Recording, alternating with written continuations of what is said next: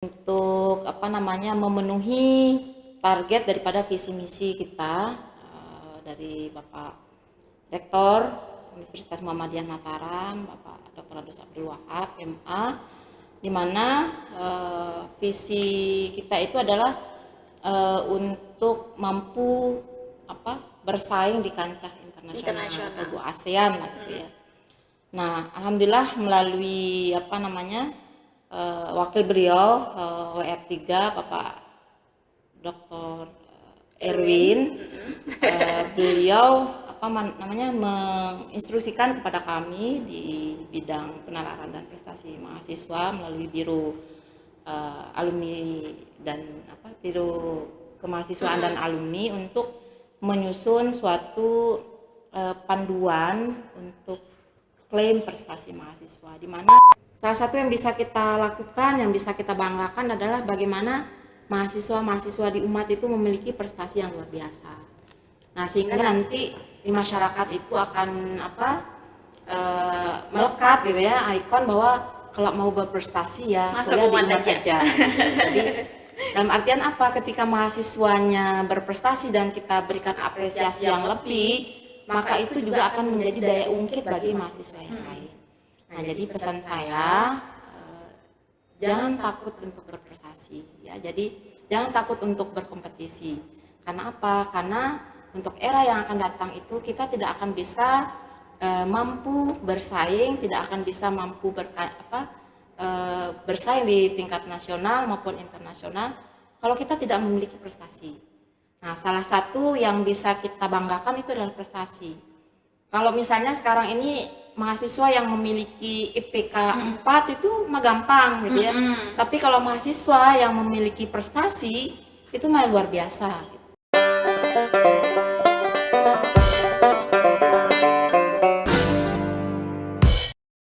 Assalamualaikum warahmatullahi wabarakatuh. Halo sahabat kaum podcast dimanapun berada, balik lagi bareng aku Pia Kamalia Kartika bakal nemenin kegiatan pada pagi hari ini menjelang siang ya. Dan tentu saja pembahasan yang kita angkat kali ini cukup menarik, bagaimana panduan atau klaim prestasi mahasiswa yang ada di Universitas Muhammadiyah Mataram. Dan saat ini kita sudah bersama narasumber kita, langsung aja kita sapa. Assalamualaikum, selamat pagi Bunda. Waalaikumsalam warahmatullahi wabarakatuh. Pagi. Makin cantik dan makin luar biasa Bunda kita satu ini salah satu dosen juga di FAI Umat gitu ya, khususnya di Prodi Eksyar. Nah, ngomongin soal klaim prestasi mahasiswa Bunda, kita sebelum menjangkau lebih jauh lagi terkait pembahasan itu, mungkin kita bisa kenalan dulu dengan teman-teman yang nonton. Silakan Bunda kenalan dulu. Ya, salam hangat semuanya, salam semangat. Saya biasa dipanggil Kak Evi. Kak Evi. Oke, Kak Evi Prodi Eksyar. Selain di Prodi Eksyar, mohon maaf teman-teman. Dosen ekonomi syariah ya di FAI Umat. Selain menjadi dosen, Kak Evi sendiri kegiatannya di Universitas Muhammadiyah Mataram apa aja? Alhamdulillah saya di ekonomi syariah, dosennya sudah bergabung beberapa lama gitu ya. Dan di samping itu juga kami diberikan amanah tugas tambahan di rektorat untuk membidangi bidang penalaran kreativitas penalaran dan prestasi mahasiswa. Jadi tepat sekali dengan apa yang kita bahas kali ini mengenai bagaimana sih panduan atau klaim prestasi dari mahasiswa umat gitu. Nah, ngomongin soal panduan klaim dari prestasi mahasiswa Universitas Muhammadiyah Mataram, tentu saja kita mau tahu dulu nih ya Kak Evi ya, bagaimana sih, apa sih itu dari klaim prestasi gitu. Mungkin Kak Evi bisa jelasin sedikit untuk kita semua gitu, secara umumnya. Baik, sebelumnya ya alhamdulillah Universitas Muhammadiyah Mataram, kampus kita tercinta ini semakin hari semakin berinovasi gitu ya, untuk memenuhi target daripada visi misi kita dari Bapak Rektor Universitas Muhammadiyah Mataram, Bapak Dr. Andus Abdul Wahab, MA, di mana visi kita itu adalah untuk mampu bersaing di kancah internasional atau ASEAN lah gitu ya. Nah, alhamdulillah melalui wakil beliau WR3 Bapak Dr. Erwin, beliau menginstruksikan kepada kami di bidang penalaran dan prestasi mahasiswa melalui Biro Alumni dan Biro Kemahasiswaan dan Alumni untuk menyusun suatu panduan untuk klaim prestasi mahasiswa, di mana prestasi mahasiswa ini layak untuk diberikan apresiasi dari kampus gitu kan. Nah, jadi selain itu semakin banyak prestasi mahasiswa yang bisa kita klaim itu juga semakin meningkatkan IQ daripada universitas perguruan tinggi, yaitu indikator kinerja utama, di mana mahasiswa itu memiliki kontribusi yang nyata, baik secara nasional maupun internasional.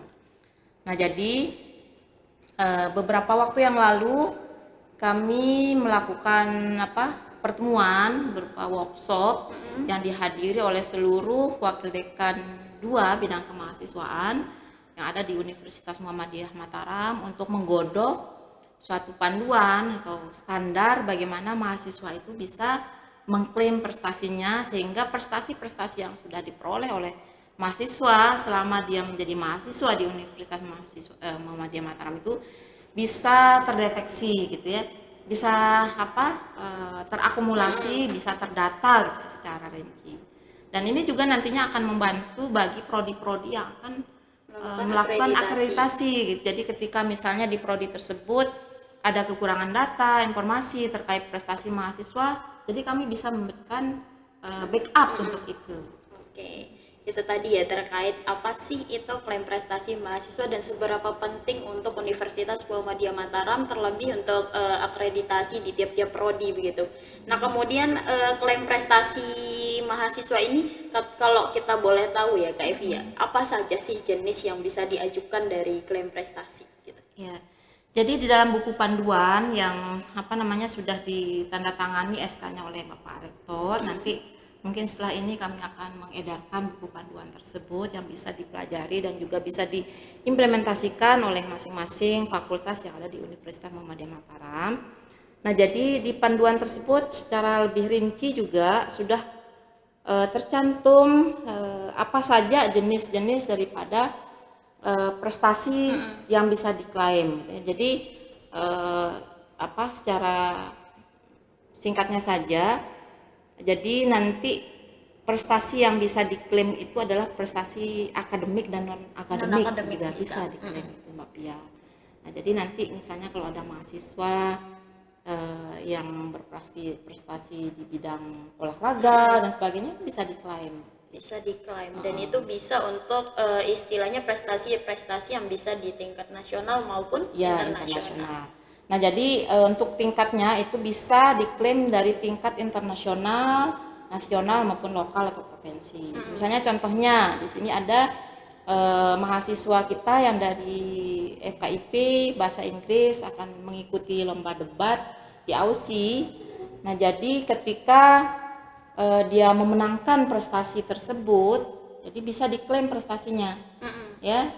Nah, tapi kalau mahasiswa atau kelompok mahasiswa tersebut untuk mengikuti lomba, semua fasilitas untuk baik itu daftar, akomodasi dan sebagainya itu di backup oleh kampus. Jadi klaim prestasinya itu dalam bentuk dia memberikan pelaporan terhadap semua aktivitasnya. Jadi nominal untuk klaim itu tidak bisa didapat. Nah, tapi sudah merupakan suatu kewajiban bagi mahasiswa tersebut untuk memberikan laporan, ya, baik berupa piagam, dokumentasi, kemudian medali yang diberikan itu, yang diperoleh itu bisa diberikan ke universitas. Jadi itu merupakan suatu kewajiban, gitu kan. Nah, tapi apabila untuk mengikuti suatu lomba atau event itu menggunakan anggaran mandiri, Nah, jadi biaya yang dikeluarkan itu mungkin bisa tertutupi dengan klaim prestasi yang akan didapatkan. Oke, itu salah satu dari bukan prosedur sih, salah satu jenis ya. Iya. Berapa dari jenis klaim prestasi mahasiswa yang bisa diajukan, salah satunya ketika teman-teman atau mahasiswa sendiri mengikuti lomba tapi dengan backupan dari kampus gitu ya, untuk akomodasi, transportasi begitu. Itu kemungkinan untuk klaim prestasi tidak bisa diajukan, tapi tetap harus melaporkan bagaimana kegiatan-kegiatan selama mengikuti lomba ke universitas.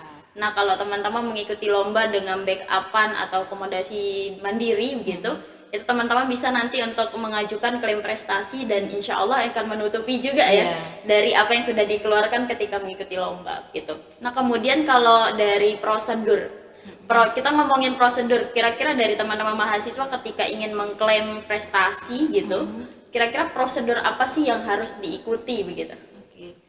Nah, jadi prosedurnya nanti ini bisa saya sampaikan sedikit ya. Jadi untuk beberapa dokumen yang bisa disiapkan untuk klaim prestasi tersebut, yang pertama adalah surat keputusan penerima penghargaan. Nah, jadi ketika dia di sana memperoleh prestasi, jadi ada surat keputusannya, ya kan, itu bisa dilampirkan. Kemudian foto-foto dokumentasi kegiatan. Kemudian yang selanjutnya yaitu sertifikat atau SK daripada sertifikat, SK atau piagam gitu ya, yang diperoleh dari kegiatan tersebut atau event tersebut. Kemudian kalau ada surat undangan atau surat tugas, ya, jadi ada biasanya surat undangan dari penyelenggara untuk mengikuti event, jadi itu bisa nanti dilampirkan juga. Kemudian ini kami sudah memberikan form tersendiri untuk diisi formnya itu, jadi lampiran-lampiran itu nanti bisa di-download melalui form tersebut. Kemudian yang tidak kalah pentingnya di sini juga adalah surat tugas dosen pendamping gitu ya. Nah, jadi nanti kami harap dari masing-masing fakultas untuk memberikan surat tugas bagi mahasiswa yang mengikuti event itu, diberikan surat tugas bagi dosen pendamping. Jadi nanti ditunjuk saja siapa dosen yang relevan untuk event tersebut, dibuatkan surat tugasnya. Gitu. Jadi nanti dampaknya kan jadi baik untuk mahasiswa tersebut bisa klaim prestasi, mungkin bagi dosen juga bisa diklaim untuk riwayat PKD-nya seperti itu. Itu salah satu prosedur ya yang harus istilahnya teman-teman yang ingin mengklaim prestasi gitu bisa untuk mengumpulkan data-data seperti itu. Dan nanti mungkin ketika setelah video ini di-share ya Bunda ya, Kak Evi gitu sorry mungkin nanti juga akan di-share beberapa dari panduan dari klaim prestasi secara lengkap oleh pihak terkait gitu. Nah, kemudian kalau misalkan ada batas waktu nggak Kak Evi untuk klaim prestasi ini, misalkan hari ini diumumin sampai batas sekian-sekian tanggal atau kapan gitu sampai cair. Berarti tidak ada istilahnya deadline waktu dalam gitu artian ya? Begini, jadi klaim prestasi itu bisa dilakukan selama dia menjadi mahasiswa. Nah, jadi misalnya dia ngikut event ini tahun 2004 misalnya kan, jadi ya bisa langsung diklaim gitu kan. Tapi alangkah baiknya ketika udah dapat prestasi langsung aja lebih cepat lebih baik gitu kan. Kenapa? Nanti kan biasanya yang mahasiswa berprestasi ini kan banyak mengikuti event kan ya. Jadi habis dari lomba ini akan ada event yang lain. Jadi nanti dia akan tertimbun lah gitu ya, jadi lupa mungkin untuk lebih mengingat. Jadi ketika sudah balik dari event tersebut langsung aja diajukan, karena ini juga akan membantu sekali nanti untuk prodinya. Contohnya di KPI ini kan yang akan sebentar lagi untuk akreditasi ya, asesmen lapangan. Di sini ada beberapa prestasi yang kemarin yang sudah diperoleh oleh KPI, yang ada event internasional itu juga lomba film dan sebagainya, itu kalau bisa segera diklaim ya. Jadi nanti bisa membantu untuk akreditasi prodi. Jadi begitu juga prodi-prodi yang lain. saya rasa luar biasa di kampus kita ini. Banyak sekali prestasi-prestasi mahasiswa yang mungkin belum kedetek gitu ya. Belum terdeteksi. Belum Ini terdeteksi, siapa terutama aja, apa aja gitu. terutama yang mereka peroleh secara mandiri. Iya benar. Ya kan? Bahkan dia melakukan registrasi dan lain sebagainya secara mandiri, tapi di sana melekat identitas mahasiswanya gitu kan. Nah, ini kampus, sangat universitas. ya, identitas kampus Universitas Muhammadiyah Mataram. Dan salah satu ini juga kita bisa mendeteksi potensi-potensi yang ada dari mahasiswa mengikuti kita. kegiatan tersebut. Oke Bunda, terkait itu tadi ya. Nah kemudian apakah ada nggak sih kriteria khusus untuk pemilihan dari klaim prestasi? Kan nanti bakal ada yang dipilih tuh, misalkan dari 3 nominasi begitu. Nah kira-kira apakah ini dinilai juga dari banyaknya prestasi yang mereka ajukan, atau tingkat dari kegiatan yang mereka ikuti seperti apa sih untuk penilaiannya gitu? Iya, jadi untuk klaim prestasi itu dari standar itu kan ada 3 gitu ya kriterianya yang bisa diklaim, yaitu juara 1, juara 2, juara 3. Itu yang bisa diklaim. Nah kemudian apa namanya? Kemudian untuk berapa kali dia bisa klaim misalnya, jadi selama dia berprestasi. Jadi misalnya kan biasanya mahasiswa kita kan dia sudah ikut event ini, dia juara, pulangnya ada lagi event, apa bisa dan dia menjadi juara, apa bisa kita klaim? Bisa, selama dia berprestasi dan masih menjadi mahasiswa Universitas Muhammadiyah Mataram dan memiliki dokumen-dokumen yang dipersyaratkan untuk bisa mengklaim prestasi tersebut, silakan. Dan kategorinya kan sudah jelas, itu baik itu prestasi di bidang akademik maupun non akademik. Kemudian prestasi di tingkat internasional, nasional maupun lokal itu sudah ada, gitu kan. Ini luar biasa sebenarnya inovasi yang diberikan oleh Universitas Muhammadiyah Mataram dan juga universitas-universitas Muhammadiyah yang lainnya itu beragam gitu ya, untuk dari segi jumlah nominal memberikan apresiasinya itu beragam gitu ya, dan kampus kita ini lumayan yang besar gitu kalau saya lihat gitu ya dari universitas yang lain. Luar biasa sebenarnya inovasi yang sudah dilakukan oleh kampus kita ini, dan semoga inovasi-inovasi tersebut juga mendorong semangat mahasiswa untuk terus berprestasi, untuk terus melakukan kegiatan-kegiatan yang istilahnya mengasah skill dari teman-teman sendiri begitu. Nah kemudian kalau kita ngomongin soal klaim prestasi tadi ya Bunda, kita istilahnya tadi agak ngomongin ke bagaimana teman-teman mahasiswa ini mengklaim secara individu. Nah kira-kira kalau ada nggak sih perbedaan untuk teman-teman nanti ketika mengklaim secara tim gitu? Iya. Kiranya seperti apa Bun? Untuk ya, misalkan tim dan individu bedanya apa gitu? Jadi kalau di sini bedanya nggak ada sih sebenarnya ya, dalam artian dari segi persyaratan, dokumen dan sebagainya itu sama aja gitu. Jadi nanti semua kelengkapan dokumennya, surat tugas dosen dan sebagainya itu sama aja. Cuman kami memberikan kriteria bukan hanya yang personal aja yang bisa diklaim, tapi juga yang berkelompok gitu kan, yang berkelompok juga bisa diklaim. Tapi untuk tahap awal ini kami ini kan baru memulai gitu. Jadi untuk sekarang kami sudah mengajukannya di APBU juga. Untuk yang perorangan maupun yang berkelompok itu nominalnya masih sama dulu gitu ya, tapi paling tidak untuk yang perorangan dan berkelompok juga bisa diklaim prestasinya gitu. Yang intinya itu teman-teman tadi sebagai catatan di awal, kalau teman-teman mengikuti lomba atau event kegiatan yang istilahnya itu bisa dilakukan secara mandiri, akomodasi secara mandiri itu bisa langsung diklaim, dan nanti persyaratan teman-teman bisa langsung kumpulin aja gitu ya di beberapa nanti bakal di-share juga pengumuman dan panduan cara-caranya seperti apa. Nah terakhir Kak Evi, mungkin dari apa yang udah kita bahas dari awal sampai akhir tadi ya, terkait bagaimana sih panduan klaim prestasi mahasiswa khususnya di Universitas Muhammadiyah Mataram ya secara umumnya begitu. Kira-kira terakhir untuk kesan dan pesan buat teman-teman nih selama menjadi mahasiswa untuk mendorong motivasi teman-teman juga untuk mengikuti lomba-lomba prestasi yang di luar gitu. Kiranya seperti apa?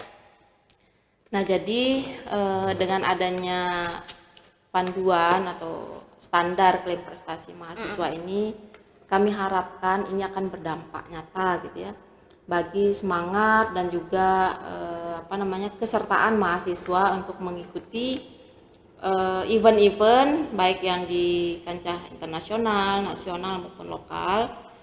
Nah, kemudian kalau kita mau bicara tentang kompetisi antar universitas, mungkin salah satu yang bisa kita lakukan, yang bisa kita banggakan adalah bagaimana mahasiswa-mahasiswa di umat itu memiliki prestasi yang luar biasa. Nah, sehingga nanti di masyarakat itu akan melekat gitu ya, ikon bahwa kalau mau berprestasi ya kuliah di umat aja. Jadi dalam artian apa? Ketika mahasiswanya berprestasi dan kita berikan apresiasi yang lebih, maka itu juga akan menjadi daya ungkit bagi mahasiswa yang lain. Nah, jadi pesan saya jangan takut untuk berprestasi ya. Jadi jangan takut untuk berkompetisi. Karena apa? Karena untuk era yang akan datang itu kita tidak akan bisa mampu bersaing, tidak akan bisa mampu bersaing di tingkat nasional maupun internasional kalau kita tidak memiliki prestasi. Nah, salah satu yang bisa kita banggakan itu adalah prestasi. Kalau misalnya sekarang ini mahasiswa yang memiliki IPK 4 itu mah gampang gitu ya. Tapi kalau mahasiswa yang memiliki prestasi itu mah luar biasa.